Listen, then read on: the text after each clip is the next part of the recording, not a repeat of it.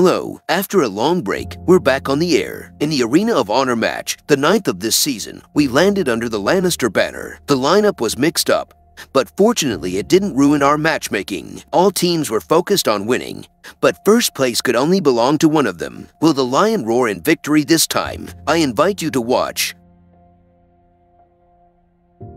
The location of the houses on the map and the general rules of the arena mean that only two houses are important to us: Tyrell, against whom we will defend, and Baratheon, whom we will attack. Both of these houses had outstanding units, which would not be an interesting experience for me to meet, but as a whole faction, I was not afraid of losing the house castle. It was going to be an interesting match, with equal chances for everyone.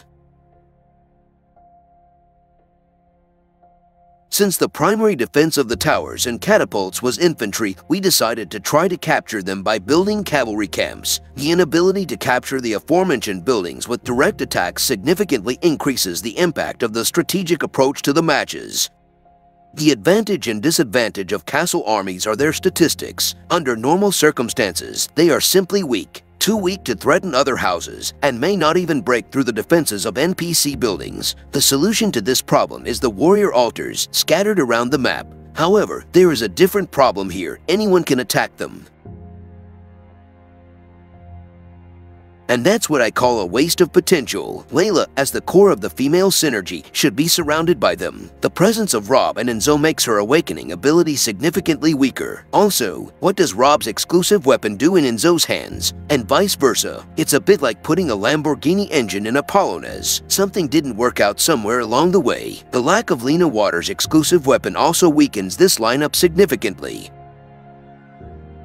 They won't give up this altar easily. I got support, which effectively raised my morale for the unknown. And this unknown turned out to be a pretty solid weakness synergy. Jaime, Drake, Hector, Patilo, and Arslan. A classic synergy, but very well equipped with exclusive weapons. This combination of commanders and weapons makes the stats go up like crazy. Additionally, the weakness synergy is resistant to the disarm effect, because the attack on the weak point does not miss. Calling support turned out to be a great idea to stop this attack, because even now I am not convinced about the result in a 1v1 fight. Analysis of reports from previous attacks showed that we were slowly but surely breaking down the defenses of House Baratheon's castle. With each attack, there were fewer and fewer defenders, as players belonging to that house did not exchange their support. Finally, it ended with the Lannister flag being planted on the castle tower mast. 1 down, 4 more to go. That means being prepared for any eventuality. In this case, I was the one attacking and hit a weakness synergy. In the classic Jaime, Drake, Patilo, and Arslan combo, there is one woman, Miranda. Overall, I wouldn't recommend her for any synergy without her exclusive weapon, which changes her beyond recognition.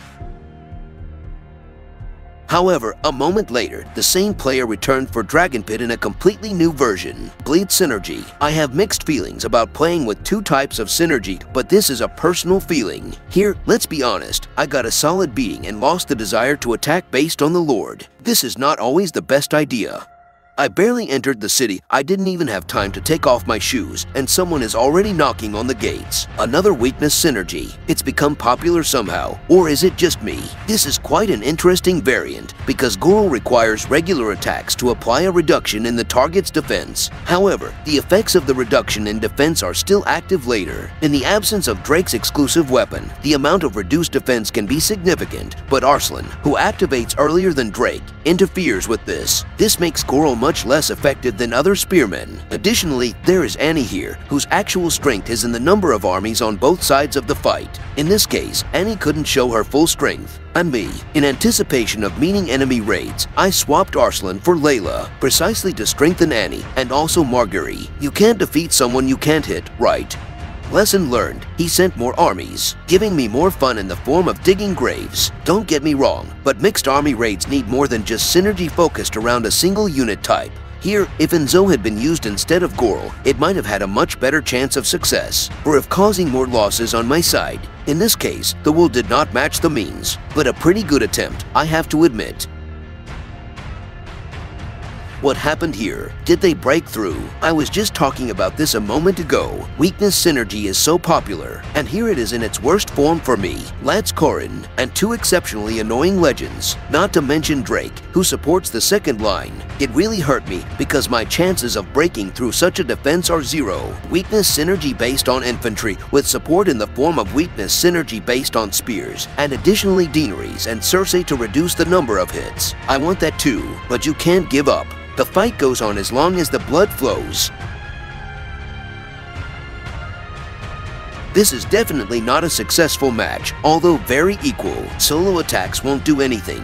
All we can do is hope that one of our raids will break through this barrier, or count on support from the Greyjoy and Stark families. Taking over the city by Targaryen will make it jump to second, or maybe even first place, which will cause a rapid decline. The Starks will end up in fourth place, while the Greyjoys in third. Due to the limited time, all three families will go at full speed to secure the City of Glory. And the Starks managed to stay in third place, saving the day. A moment later, our raids arrived, completely eliminating the threats. The podium remained untouched, despite the fact that if it weren't for the Starks' desire to keep their points, there could have been a big shake-up there. That's it for today, but before we say goodbye, I invite you to a summary.